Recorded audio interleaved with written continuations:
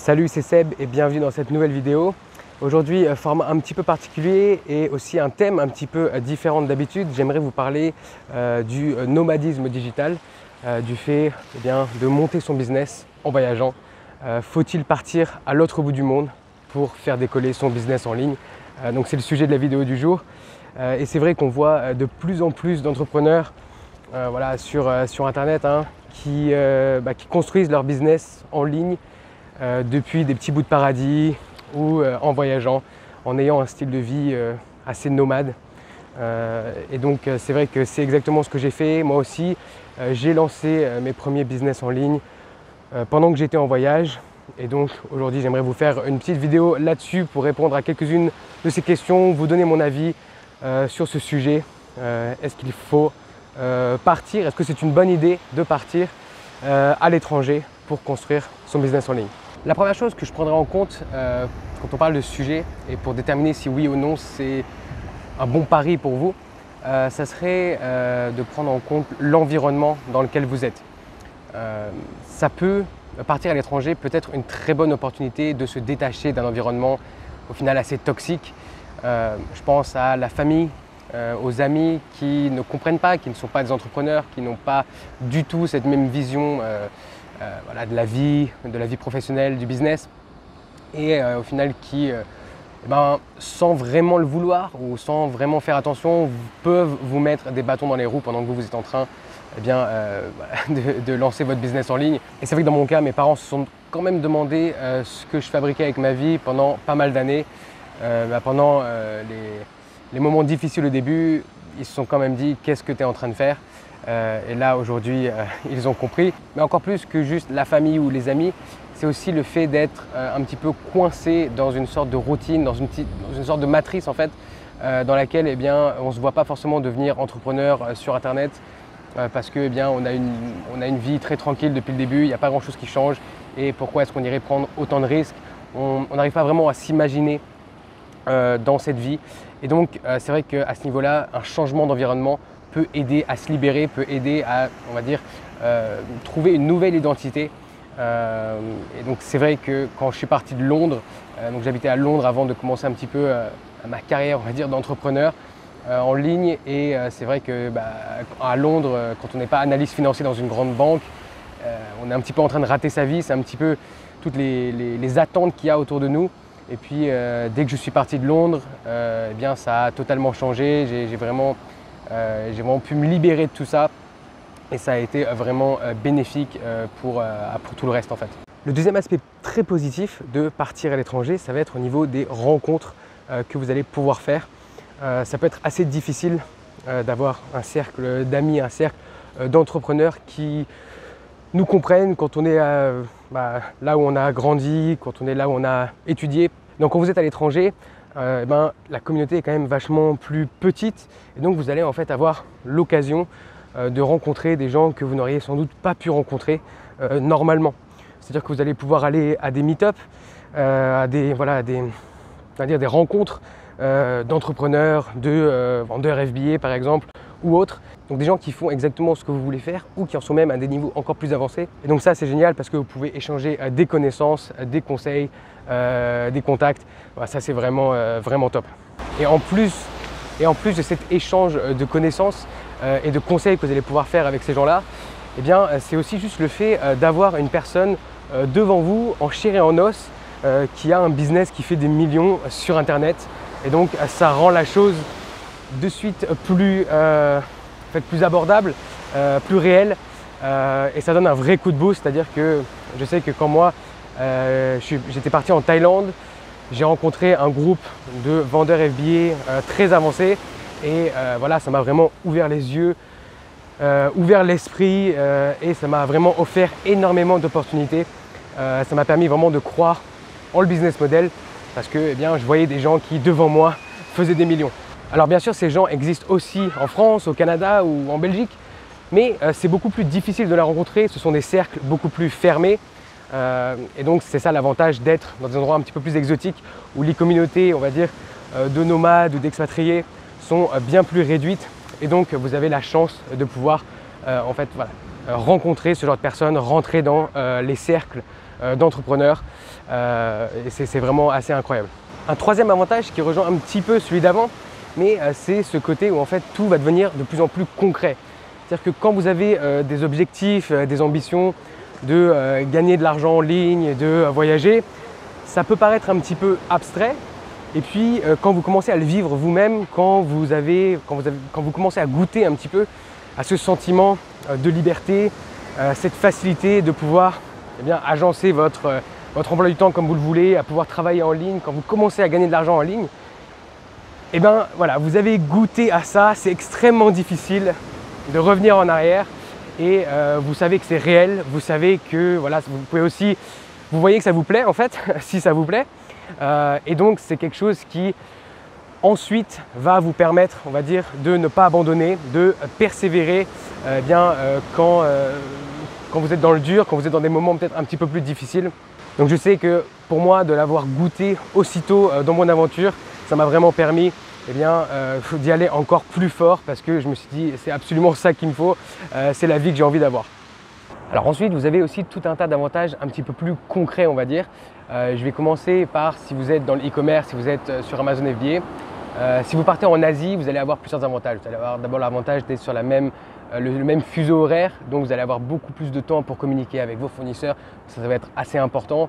Vous allez aussi être beaucoup plus proche pour recevoir les échantillons, c'est aussi quelque chose qui peut jouer. Si vous le voulez, vous avez même l'opportunité d'aller visiter vos fournisseurs. Alors en ce moment, c'est peut-être un petit peu compliqué avec Covid, mais on espère que ça va se calmer et que cela va redevenir comme avant. Vous allez aussi pouvoir avoir accès aux foires, c'est-à-dire la foire de Canton, la foire de Daewoo. Donc il y a pas mal d'opportunités et d'avantages en fait à être en Asie. Et c'est vrai que quand j'ai lancé mon premier e-commerce, j'étais en Thaïlande et ça a permis un petit peu de fluidifier tout ça, même si j'aurais pu le faire en France évidemment. Un autre avantage, et pas des moindres, celui-là j'en parle assez souvent sur la chaîne, ça va être un avantage plus au niveau de votre style de vie.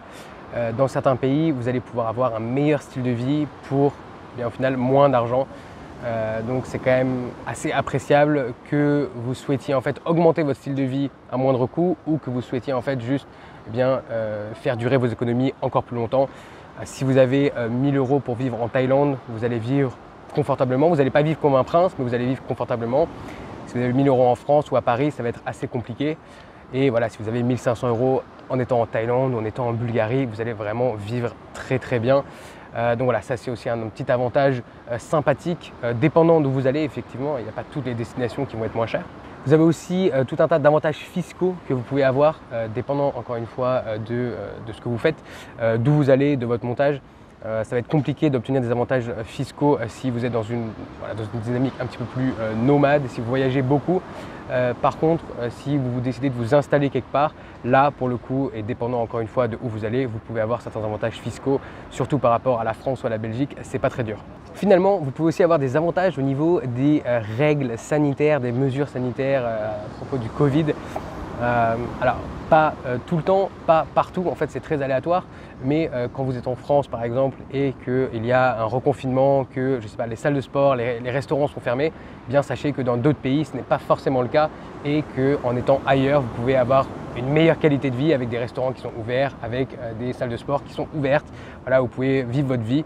Donc c'est pas tout le temps le cas, il n'y a pas toujours des restrictions en France, il y a aussi parfois des restrictions à l'étranger, mais sachez que c'est une flexibilité aussi que vous avez. Si vous ne voulez pas être trop contraint par les règles Covid, eh bien, vous pouvez un petit peu les éviter en choisissant minutieusement, on va dire, vos destinations. Alors évidemment, comme toute chose, il n'y a pas que des avantages, il y a aussi certaines choses auxquelles vous devriez faire attention à mon avis. La première chose, c'est que vous devez être beaucoup plus responsable, vous devez avoir une capacité d'adaptation rapide et vous devez être flexible. Et honnêtement, voilà, c'est vraiment pas comme rester à la maison, suivre sa petite routine. Il faut quand même être bien plus responsable avec ce que vous faites, avec vos choix. Et donc, c'est pas forcément pour tout le monde, surtout quand en plus de ça, vous avez le stress et la charge de travail pour monter un business en ligne. Donc, il y a des gens qui n'arrivent pas à supporter tout ça en même temps. La deuxième chose, c'est en tout cas pour commencer un business e-commerce, un business Amazon FBA, je conseille toujours d'avoir une source de revenus pendant 6 à 12 mois. Et là, la source de revenus, du coup, elle doit forcément être en ligne. Donc, soit vous êtes freelance, soit vous avez un job remote, ou vous avez une autre source de revenus, mais qui est en ligne. Voilà, sinon, ça peut être compliqué ou alors il faut que vous ayez quand même pas mal d'économies pour pouvoir payer votre lifestyle et ensuite investir dans votre business. Et une dernière chose à laquelle il faut faire attention, celle-là j'ai vu pas mal de gens, on va dire, pas mal de gens tomber dedans, c'est faire attention à l'équilibre entre le fun, la découverte, les voyages et le focus, la productivité. Parce que d'un côté, ça peut vraiment booster votre productivité, c'est-à-dire que vous arrivez à enlever un petit peu toutes les distractions que vous avez peut-être voilà, dans votre ville d'origine avec tous vos amis et tout ça. Mais d'un autre côté, ça peut aussi vraiment être une source de distraction si vous êtes avec par exemple des amis à l'étranger qui eux n'ont pas forcément les mêmes objectifs, qui veulent découvrir, qui veulent vraiment juste voilà, profiter, sortir et tout ça. Eh bien ça ne vous laisse pas beaucoup de temps au final pour travailler et pour faire ce que vous avez vraiment à faire. Donc n'oubliez pas de, on va dire, garder vos priorités dans l'ordre. Et si votre priorité absolue, enfin votre priorité numéro 1 en tout cas en ce moment, c'est de construire un business en ligne rentable, eh bien ne perdez pas ça de l'esprit. Bon alors du coup, tout ça étant dit, je vais donner un petit peu, on va dire, mes avantages, mes inconvénients de ce style de vie. Aujourd'hui, mon conseil, bon d'abord c'est que moi je l'ai fait, je continue de le faire d'ailleurs et je n'ai pas de regrets. Et donc c'est quelque chose que je recommande à celles et ceux qui ont envie de se lancer là-dedans. Voilà, je pense que c'est vraiment super fun et ça m'a beaucoup apporté, ça continue de beaucoup m'apporter, donc vraiment aucun regret là-dessus. Un conseil que j'aurais et que j'ai pas suivi, mais un conseil du coup que j'aurais à propos de ça, ça serait on va dire de créer une base pour votre business pendant que vous êtes encore stable, que ce soit financièrement ou voilà, on va dire géographiquement, vous êtes à un endroit et vous ne bougez pas. Parce que les premières étapes d'un business, vraiment quand on pose la base d'un business, eh bien c'est stressant, ça prend beaucoup de temps, ça prend beaucoup d'énergie et c'est vrai que rajouter, on va dire, le voyage et voilà, plein de choses comme ça, à ce moment-là de l'aventure, ça peut être assez compliqué. C'est possible, il y a plein de gens qui le font, mais je sais que voilà, j'en ai un petit peu bavé à ce moment-là de l'aventure et c'est vrai qu'avec le recul, je me suis dit ça aurait été pas mal que d'abord je lance le business et que ensuite je commence à voyager. Ça ne s'est pas passé comme ça et ça serait quand même très bien passé, mais voilà, si j'avais un petit conseil pour vous, ça serait celui-là. Tout ça étant dit, je vous conseille aussi de ne pas avoir le FOMO, on va dire, de ne pas avoir la peur de passer à côté de quelque chose d'incroyable. C'est vrai qu'aujourd'hui, la digital nomade, les gens qui ont un ordinateur et qui travaillent depuis la Thaïlande, depuis Bali, c'est vrai que c'est un peu partout. On a un petit peu l'impression que si on ne fait pas ça, eh ben, est-ce qu'on est vraiment entrepreneur en ligne? Et au final, sachez que voilà, déjà, ce n'est pas pour tout le monde et qu'il faut vraiment que ça vienne de vous, il faut vraiment que vous en ayez envie. Parce que sinon, c'est pas quelque chose, voilà, c'est assez difficile comme ça, assez stressant comme ça, vous n'allez pas en profiter. Et c'est pas du tout une obligation, c'est-à-dire qu'il y a énormément de gens aussi, de membres de la formation, eh bien, qui font ça depuis la France, qui font ça depuis la Belgique ou depuis le Canada, qui font ça depuis chez eux, qui ont réussi à se mettre dans les bonnes dispositions eh bien, pour être productifs, pour avancer sur leur projet. Et donc, sachez que voilà, voyager n'est absolument pas une obligation, ne vous mettez pas la pression à propos de ça. Maintenant, si vous voulez, si c'est quelque chose qui vous intéresse, si vous avez envie de voyager, si vous avez envie eh bien, de voilà, construire votre business en ligne et de voyager, d'être un petit peu dans le mode digital nomade, n'hésitez pas à poser vos questions juste en dessous dans les commentaires de la vidéo.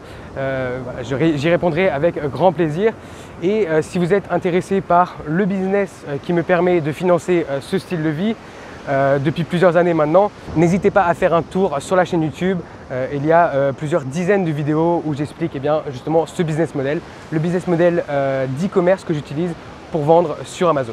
Dites-moi aussi si vous avez envie que je fasse plus de vidéos à ce sujet, comment choisir votre destination digital nomade par exemple, quelles sont mes recommandations de destination préférées aussi si vous souhaitez justement partir à l'étranger et construire un business en ligne. Donc voilà, tout ça c'est des sujets qui m'intéressent, c'est des sujets qui vraiment sont reliés à la vie que je mène depuis plusieurs années. Donc ça sera un plaisir pour moi de faire ces vidéos si c'est quelque chose qui vous intéresse.